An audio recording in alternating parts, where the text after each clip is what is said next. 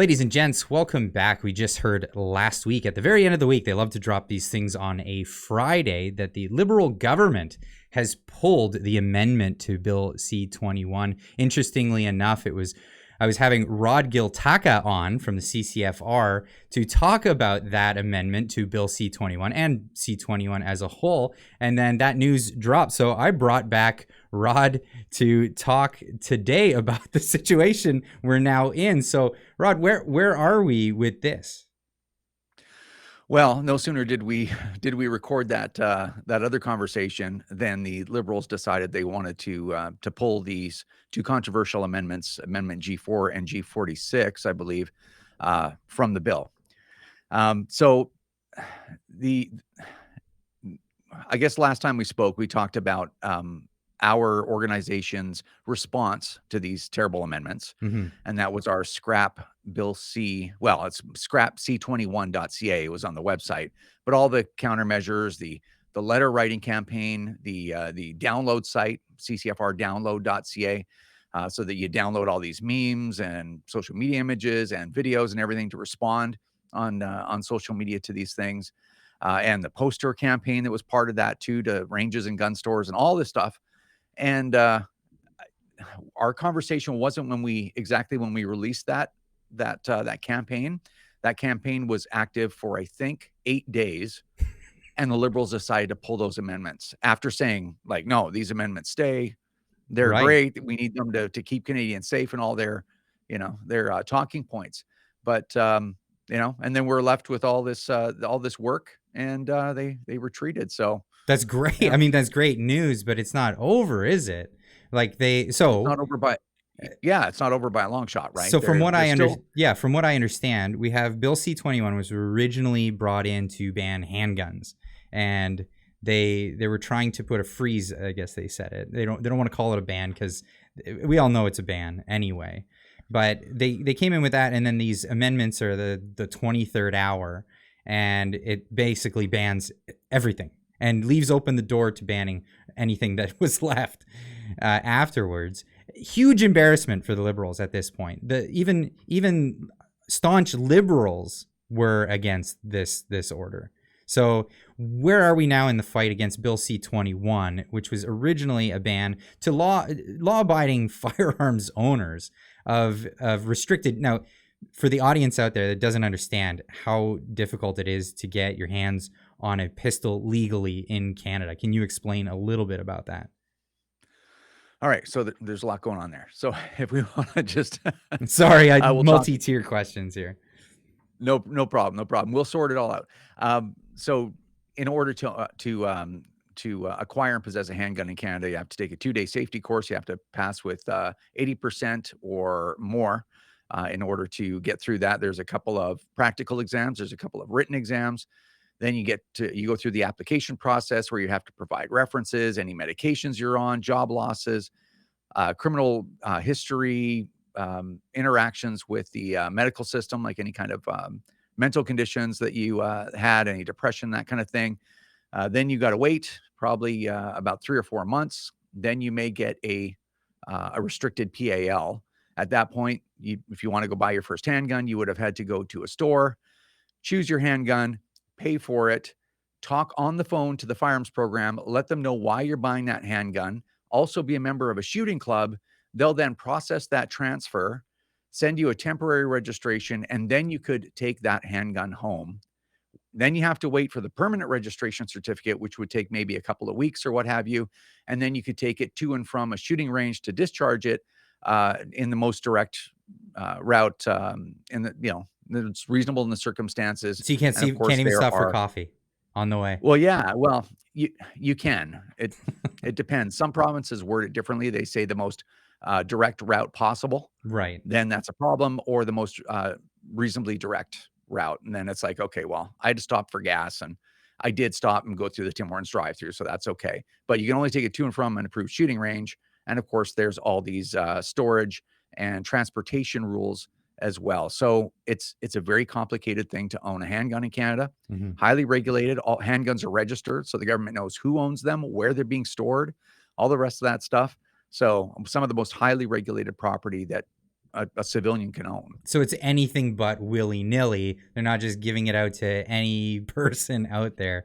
And Yeah. here's the problem with the amendment to the bill. It was rifles, it was shotguns, this was farming equipment, this was hunting equipment. These are sporting goods. They were going after that. Now, in this case, with Bill C11, what's left of, or C21, sorry, I'm hooked up on what's going on other fronts as well. But Bill, There's a lot going on with these guys. there is a lot. So Bill 21, C21, they're going after what ostensibly people believe to be what criminals use for robberies and whatnot. But criminals aren't going through this process, are they? So what is the point of going after law-abiding gun owners instead of going after the people, well, that are buying them illegally? Well, there's a problem with prolific violent offenders in Canada. There's problems with bail reform. There's problems with the drug trade. If you look at firearm-related homicides or firearm-related assaults, virtually all of them have some connection to drugs or alcohol. So there's people find themselves in difficult socioeconomic situations. You have drug trafficking. You have all of these kinds of things that are related to violence, right? Whether with or without firearms. But virtually always, these people are unlicensed individuals. And I think it's worth saying that we are the gun lobby in Canada. Fair enough. People like to villainize us, but at the end of the day, we are, I guess, the reasonable gun lobby. Like, guns can be very dangerous, especially if you don't know how to operate them, or you shouldn't have access to them because you have involved in criminal activity.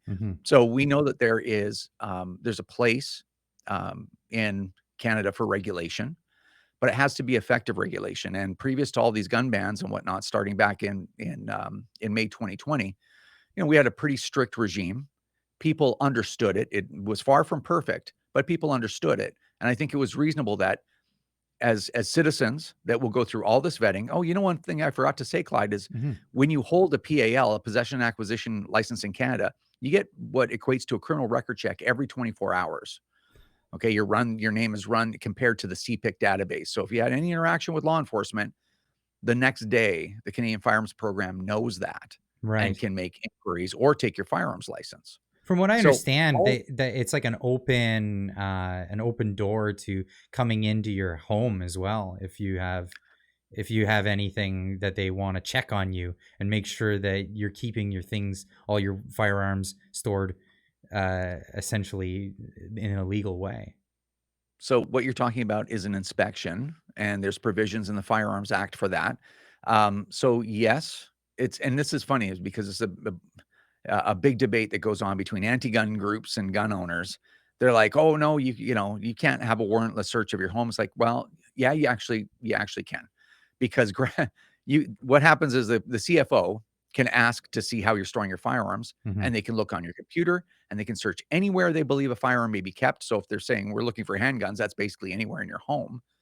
Right. And basically, their obligations are to provide you with notice. And the law doesn't say what notice is. So you could say, well, I'm out of town. Let's make it for a couple of days from now. Right. But they typically will tell you 24 hours. But then, the anti-gun folks could say, well, you can refuse an inspection. It's if you refuse an inspection, that is grounds in the act for a warrant.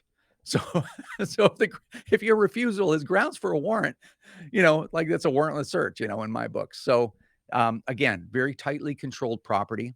And the reason why I think we're talking about this is most Canadians, even if they're not familiar with firearms, if you talk to them and said, well, this is a huge part of my life, and I'm a sports shooter or a hunter or a collector, and I want to pass my guns down to my children, and look at how regulated, most people would be like, okay, we just don't want assault weapons, as it were, or handguns being passed out to everybody. We have no Second Amendment. You hear that stuff all the time. Right. Well, we don't have that.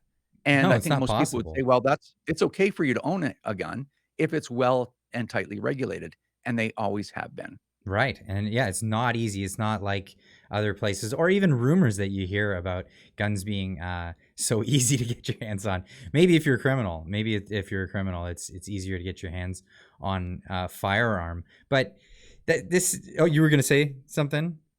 Yeah. Well, and this is why, since we're kind of on the topic, this is why you always hear anti-gun groups and activists and, people from the Liberal Party or even the NDP or the Greens for that matter.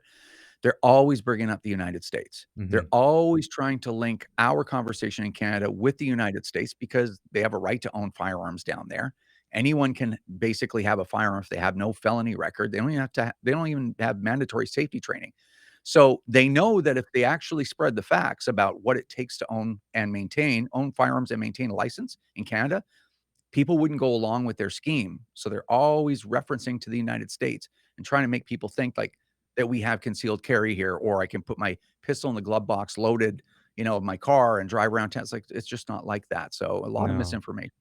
And I think you alluded to one of the great things is education. I think more people should understand safety, handling of firearms, because these are tools. I mean, you wouldn't put somebody in a shop class without first knowing how a saw works and how dangerous these things can be. And they're tools just like any other thing.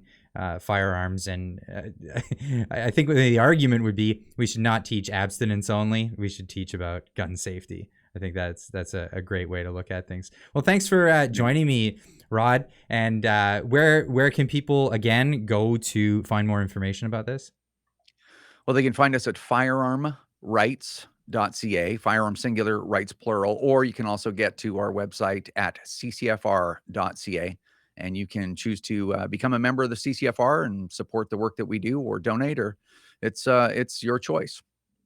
Beautiful. Well, thanks for joining me today and squaring away this new bit of development that we had since our last conversation. Cheers. Thank you again for Yeah. joining. Thanks, Clyde.